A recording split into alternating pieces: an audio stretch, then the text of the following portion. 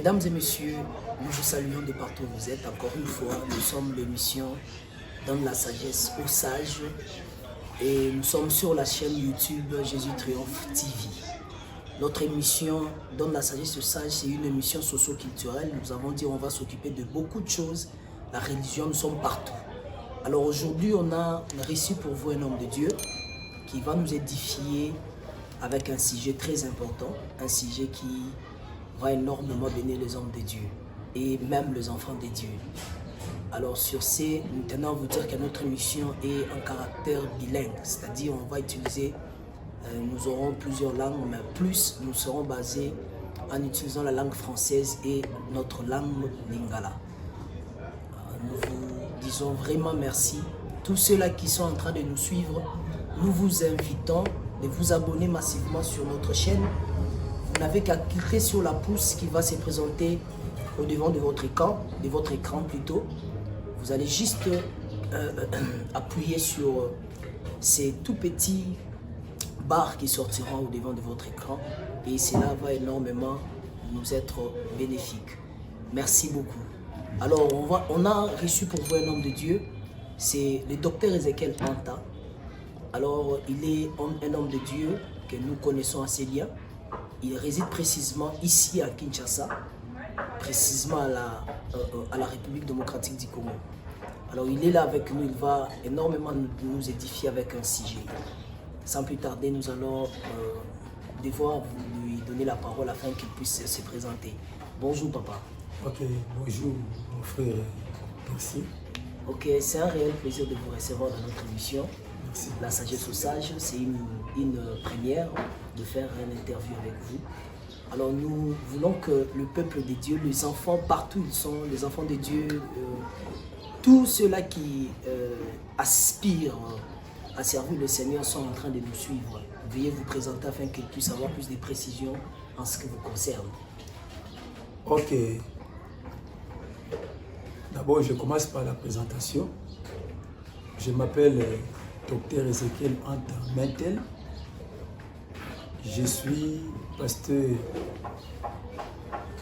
de l'église de l'Assemblée de Rachité. Okay.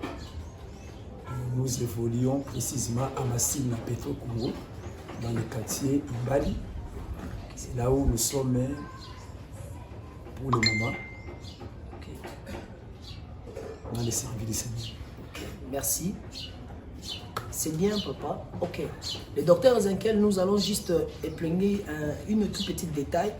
Vous devez savoir que c'est un conférencier. Alors, si nous lui avons invité afin de faire de passer ces moments d'interview avec lui, c'est parce que il avait eu à organiser une conférence et le sujet c'était le changement de pain. Alors, pour certains, le changement de pain peut être difficile. Néomoni, et puis c'est biso to kutala nae to tunaye motuna pour nani kaka changement de pain. Nde ozomona tozo mekampe ko développer sujet yango. Papa, docteur, tolingi non toyeba. Pour nani kaka ozwa ki to pe molimo pesa que inspiration ya koloba les changements de pain. Okoka ko tsata te que non, répentez-vous car le royaume des cieux est proche. Pour nani kaka balobaka mingi mingi te ya conférence conférencier bayaka na ba sujet moko etaka mbulunga mbuluka. Zaka un peu désordre en disant dans ce sens-là. Je sais pas, qu'est-ce qui vous a poussé ainsi le changement de pain? Ok, merci pour la question. Ce que les gens doivent d'abord retenir est que Dieu a tout mis par écrit. C'est-à-dire qu'on ne peut pas prendre un sujet qui est en dehors des Écritures.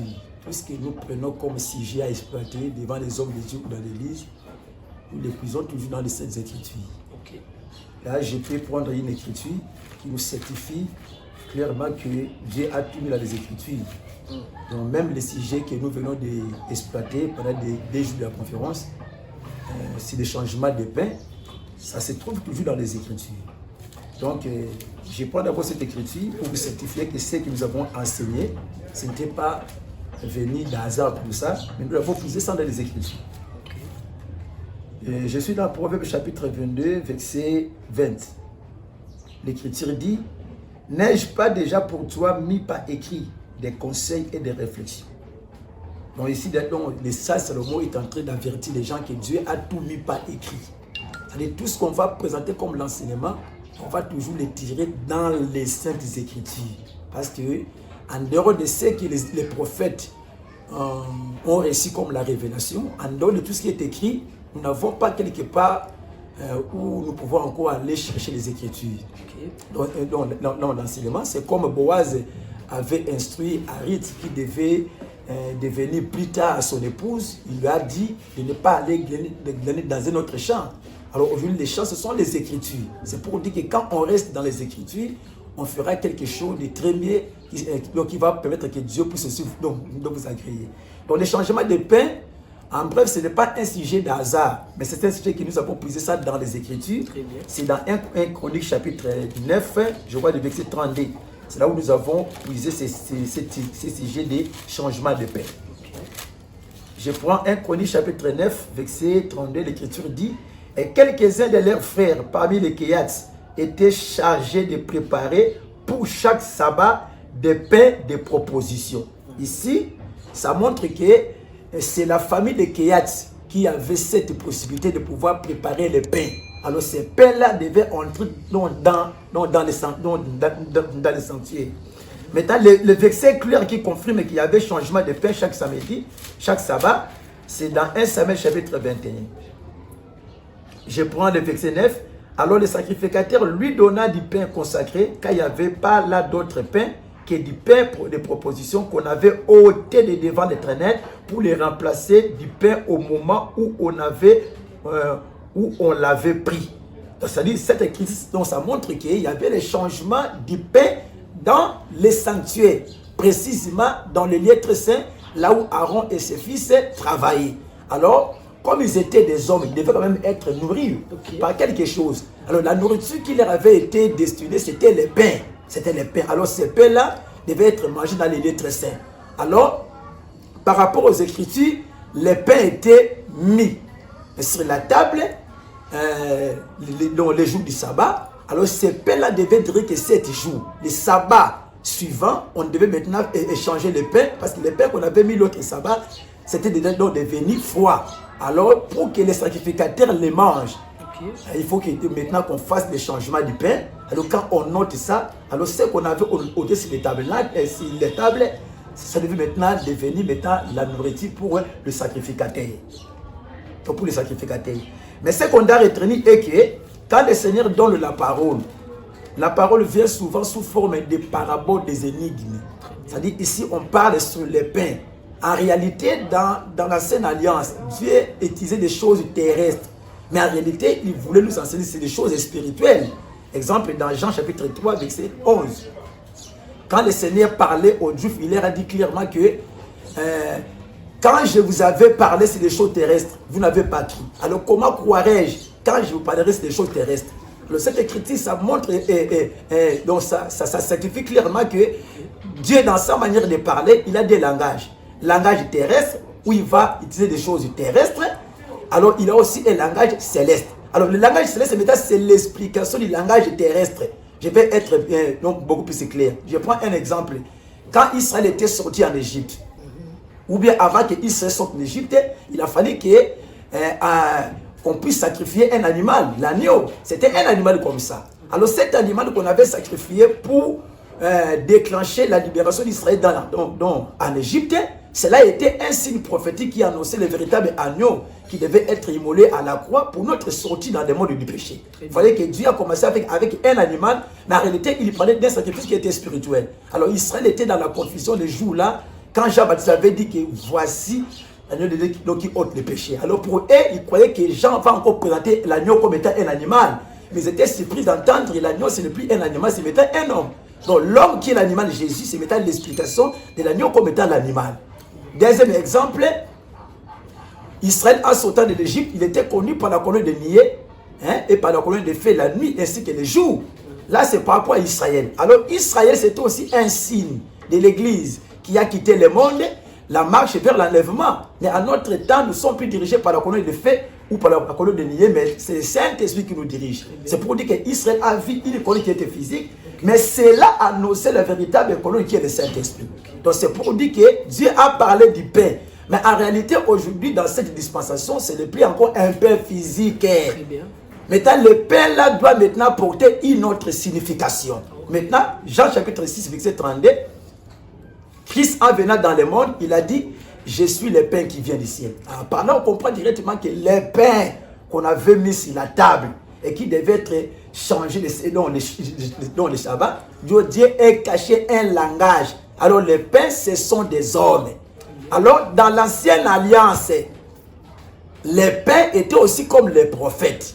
Parce que c'est les prophètes qui étaient mis sur la table. Parce que la table, c'est la présence de Dieu. Quand on mettait les pains sur la table, c'est que le regard du sacrificateur était sur les pains qui étaient sur la table. Or, le regard là, c'est aussi le signe de la grâce. Donc, c'est pour dire que les prophètes trouvaient la grâce devant la face de Dieu. Parce que la face de Dieu, c'est la grâce de Dieu. Alors, le sacrificateur qui devait manger les pains, il était aussi un signe de l'Éternel. Parce que Zacharie chapitre 3, verset 8, l'Écriture dit clairement que Dieu se sert des hommes comme étant des signes. Vous voyez? Donc quand les sacrificateurs mangeaient le pain, c'est là à nous dire comment Dieu est en train d'agréer les hommes dans les services, comment Dieu aussi va agréer un peuple. Alors les pains là, c'était les prophètes, parce que sur les pains, on avait mis l'encens. L'encens, c'est le signe de la prière. Selon Psaume 141, verset 1, le prophète David va dire que ma prière est comme l'encens. C'est que l'encens, c'est la prière. Alors le fait qu'on avait mis l'encens sur les pains, oh, les pains c'est un corps, les pains ce sont des hommes. Cela signifiait clairement que ce sont des hommes qui avaient le pouvoir de pouvoir intercéder pour le peuple. C'était les prophètes. Alors ce travail d'intercéder pour le peuple dans l'ancienne alliance, c'était un travail que Dieu avait confié aux prophètes. Exemple, Moïse dans Genèse, dans Exode 32, quand le Seigneur voulait détruire Israël à cause du péché, à cause du veau d'or, Moïse a intercédé parce qu'il était un pain sur lequel on avait mis l'encens. Il devait intercéder pour le peuple. Alors quand Moïse intercède, donc c'était pour apaiser la colère de Dieu. Vous voyez? Alors Moïse est allé intercéder en disant, Seigneur, si tu vas détruire ce peuple, les nations qui les entourent diront que toi l'Éternel, tu n'avais pas la force de pouvoir faire parvenir ce peuple dans le pays de Canaan. Alors quand l'Éternel a entendu cette prière, Dieu s'est apaisé. Alors quelque chose qu'on va encore ajouter, Moïse qui est allé intercéder, ce n'était pas n'importe qui. Si vous prenez Exode 17, verset 1 à 2, l'Écriture dit, Moïse, moi Dieu, je t'ai fait Dieu devant Pharaon. C'est que Moïse aussi était un Dieu. Alors quand Dieu le Créateur se met en colère, alors pour que Dieu s'apaise, il faudrait qu'un autre Dieu aussi puisse l'apaiser. C'est que Dieu peut apaiser Dieu. Donc c'est comme aujourd'hui, quand le ministre a un problème, c'est toujours un autre ministre qui va le conseiller. Ce n'est pas aux fidèles de le conseiller, ça sera l'immaturité. Alors on voit aujourd'hui beaucoup des hommes de Dieu, quand il y a un problème, maintenant le peuple commence à le conseiller. Là c'est contre la parole. Parce que le travail de conseiller le peuple désorté, c'est le travail d'un ministre auprès d'un peuple. Mais si on voit maintenant le peuple commence à conseiller les ministres, c'est qu'il y a quelque part une faiblesse. Donc une faiblesse. Alors je rentre ici pour dire que les pains qu'on avait mis sur la table, cela préfigurait un peuple. Ou bien un homme aussi. Donc les pains comme étant les hommes, c'était les prophètes qui devaient prier pour le peuple. Mais l'accomplissement de tous ces prophètes-là, c'était Jésus. Vous voyez? Donc quand on vient changer les pains, c'est un signe qui montre que ce n'est plus encore le temps pour un homme de la terre de pouvoir intercéder. Et d'ailleurs, si les prophètes intercédaient, s'ils étaient des signes qui annonçaient le véritable intercesseur qui est Jésus-Christ. Alors Christ, quand il est venu sur la terre, à la croix, il a intercédé. Mais quand il est monté au ciel le jour de son ascension, c'est là où il commence maintenant à faire le travail de l'intercession. Alors celui qui fait ce travail-là, ce n'est pas un homme qui a le corps adamique, mais c'est celui qui a un corps de la gloire. Vous voyez? Donc les prophètes pouvaient aussi être dans le sommeil, parce qu'ils étaient des hommes faibles. Mais celui qui fait l'intercession aujourd'hui, ce n'est pas un homme de ce monde, c'est Christ lui-même. Voilà pourquoi dans le livre d'Apocalypse, chapitre 8, verset 1 à 3, là on montre un ange qui est en train de brûler le parfum, alors que dans le sanctuaire, c'était le sacrificateur qui brûle le parfum. Mais ici on montre un ange. C'est déjà le changement du pain. C'est pour dire que ce n'est plus les hommes qui intercèdent, c'est maintenant Dieu qui entre pour faire le travail de l'intercession. Donc, ça dit, premièrement, les pains comme les prophètes, le fait que sur les pains, il y avait la sang, c'est un signe qui montre que c'était le prophète qui avait le pouvoir de prier pour les peuples. Mais les pains là, il y avait 12 pains. Il y avait 12 pains de propositions sur la table. Nous avions encore dit que les 12 pains de propositions représentent aussi les 12 fils de Jacob. Mais le 7e jour ou le sabbat, on devait changer les pains. C'est-à-dire on enlève les pains froids pour remplacer les pains chauds. Maintenant, regardez. Comme les 12 pains représentent les 12 fils de Jacob, quand ces fils sont allés en Égypte, nous connaissons bien l'histoire, tous ces fils étaient morts. Maintenant, quand les fils de Jacob étaient morts, maintenant, leurs enfants étaient restés comme des orphelins. Leurs femmes étaient comme des veuves. Alors, il a fallu que Dieu descende au travers Moïse pour délivrer ses peuples. Alors, quand Dieu descend, il descend maintenant comme étant le père des orphelins. C'est que Dieu descend comme Jacob, il descend comme Benjamin, il descend comme Isaac, il descend comme Zabulon. Ah, c'est que le fait que le Shabbat, on doit changer les pains, c'est que les pains qu'on doit ôter sur la table, c'est ainsi qui montre que tous les fils de Jacob sont morts. Mais quand on vient changer les autres pains, c'est ça Dieu qui est le père des orphelins. Si vous lisez ça dans Psaume 68, verset 5 à 6, c'est que Dieu est le père des orphelins. C'est-à-dire on voit Jacob en lui, donc on voit tous les 12 fils en lui. Mais on ne s'était pas limité là-bas. Comme c'était une conférence qui était purement prophétique, nous avons dit que le changement de pain, c'est le fait que Dieu met fin à un travail de salut du côté des nations et il entre maintenant dans un autre travail pour aller maintenant sauver Israël. Parce que les pains étaient sur la table. Nous avions dit que ces pains-là, ce sont des hommes. Remarquez dans Genèse chapitre 30, quand Léa a commencé à mettre au monde, Léa a mis au monde plus ou moins 6 garçons. Et le 7e, c'était bien Dina. Et nous avions dit clairement que pourquoi le 7e pain, ce n'était pas un homme comme d'habitude. Maintenant, c'était Dina. Parce qu'après Dina, Léa ne pouvait plus encore mettre homme. C'est que Dina, c'est la fin. C'est celle qui clôture la maternité avec Léa. Mais pourquoi seulement Dina? Nous sommes allés toucher l'écriture de Jérémie chapitre 51, verset 32 à 33, en disant que quand les hommes, les guerriers de Babylone ont combattu, leur force est arrivée à la fin, ils sont devenus faibles comme des femmes. Ah, nous avons compris que quand l'homme, après avoir combattu, et que sa force arrive à la fin, là, maintenant, l'homme prend maintenant la nature de la femme. Il n'est plus l'homme, parce que l'homme, c'est la force, la femme, c'est la faiblesse. Mais le fait que Léa a commencé à mettre au monde les garçons, et qu'à la fin, elle termine avec la femme, qui est Dina, ça montre que c'était la fin du temps pour Léa. Or, c'est Léa représente l'église aujourd'hui. Parce que mettre au monde, c'est aussi le temps où nous sommes en train de manifester les bonnes œuvres. En d'autres termes, les 7 fils engendrés ou enfantés par Léa, ça parle aussi du temps des 7 églises d'Asie. Vous voyez? Or, les 7 églises d'Asie ne parlent que le temps de la marche de l'église. Or, le temps là a commencé à la Pentecôte. Mais quand on présente Dina, c'est un signe qui montre que le temps est arrivé à la fin. C'est alors qu'on dira Dieu se souvient de Rachel. C'est pour dire que le temps de Léa est terminé. C'est ça le temps du changement du pain. C'est qu'on ne parlera plus de Léa, on parle maintenant de Rachel. Et quand on parle de Rachel, on voit Rachel qui enfante Joseph. Et quand elle enfante Joseph, elle va encore dire que Dieu m'ajoute un autre. C'est que Rachel qui entre en scène, ça montre la grâce en Israël. Alors quand la grâce va retourner, pour qu'on soit certifié que la grâce est en Israël, on doit aussi voir les prédicateurs. Ici, le prédicateur, c'est Joseph. Parce que quand Joseph arrive, sa mère va dire, Dieu a enlevé mon pauvre. Donc Rachel, comme Israël, il vit le temps de nos pauvres. Parce qu'il est dominé par les nations, c'est nos pauvres. Parce qu'Israël était appelé de dominer sur les nations. Mais le fait que les nations dominent Israël, c'est l'état de pauvre Israël. Alors, ce problème va seulement être enlevé que quand Israël va écouter les deux yeux. C'est que Rachel comme Israël, Joseph, ce sont les deux yeux qui vont prêcher à Israël pour que le pauvre soit ôté. Et après Joseph, comme étant les deux yeux, sa mère va dire que Dieu m'ajoute un autre. l'autre là qui va venir plus tard, c'était bien Benjamin. Benjamin, c'est aussi le retour de Jésus, parce que Benjamin qui va mettre fin à la maternité avec Rachel, c'est que Benjamin, c'est Christ. Oyakoya, dans le second retour glorieux, pour mettre le pouvoir du monde par terre, en fait qu'il a instauré son règne millénaire. Donc voilà un peu la pensée qu'on a joué un peu sur les pains de ces changements de pain. Merci papa.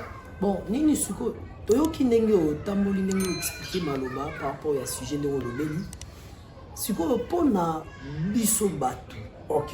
Tozo vivre na tango tozali. Amen. Tokoki ko retenir nini? Nini obiso faut saisir. Oyo yo ko kopesa biso lisusu posa wana ya koluka bobangi nzambe. Poso ko tali mokili ndenge zo vivre. Le monde actuel papa so tali yo mo ozomona ke monde eza na mbulunga bobangi nzambe eza lisusu te. Bana bakomi batetu, bana bakomi ba impoli, mokili tout ozomona kaka désordre na désordre. Nino yo biso tokoki ko saisir, tokoki ko kanga en bref tokoki ko sunga biso ko banganza. OK. Je crois que là nous étions sur la montagne, nous avons touché sur la révélation et la prophétie. Okay. Maintenant on va descendre dans la vallée, c'est-à-dire dans la doctrine pour instruire aussi le peuple. Pour pousser à tout le monde pouvoir retenir quelque chose si c'est ce sujet. Nous venons de dire que le pain c'est tout un corps. C'est-à-dire, quand le pain est sur la table, on peut dire aussi que c'est le temps que Dieu nous a donné à être en vie. Parce que l'être et le mouvement, c'est Dieu qui les donne. Donc, quand le pain est sur la table, c'est que le regard du sacrificateur est sur le pain. Donc, c'est le temps où nous sommes encore en vie. Bien que nous sommes dans ce corps, mais quand même, nous sommes en train de vivre avec le Seigneur. Mais à savoir que ce pain-là ne restera pas éternellement sur la table, mais un jour, on finira toujours par ôter ces pains-là. Cela revient à dire que tout chacun de nous doit savoir veiller sur son temps. C'est comme David avait dit à Dieu, apprends-moi à compter mes jours sur la terre. L'homme qui est né d'une femme ne peut jamais être éternel. Si tu es sur la table, c'est-à-dire Dieu te donne la force de travailler, la force de servir Dieu, de prier, mais sache qu'un jour, on va t'ôter sur la table. C'est-à-dire, ta vie arrivera à la fin. Parce que Hébreux chapitre 9, verset 27, l'Écriture dit, il est réservé aux hommes de mourir une seule fois. C'est que tout en étant dans ce corps, la mort peut nous surprendre. Alors, comme tu es encore en vie, tu dois savoir, mettre dans ta tête que tu es comme le pain, un corps. Mais tu ne seras pas pour toujours sur la table. Un jour, on viendra pour t'ôter.